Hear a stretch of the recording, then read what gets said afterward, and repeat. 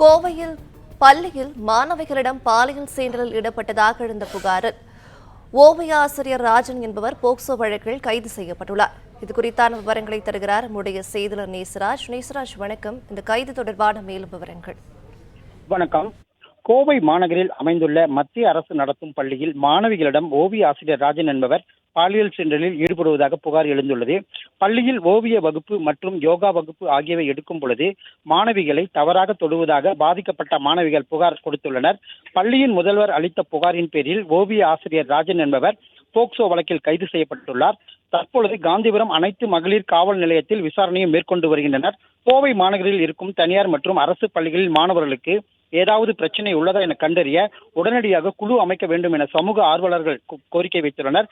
அதே போல நேற்று 17 வயது சிறுமியை 7 கல்லூரி மாணவர்கள் பாலியல் வன்கொடுமை செய்த சம்பவத்தை அடுத்து இன்று ஓவிய ஆசிரியர் ராஜன் என்பவர் போக்சோ வழக்கில் கைது செய்யப்பட்டது அதிர்ச்சியை ஏற்படுத்தியுள்ளது.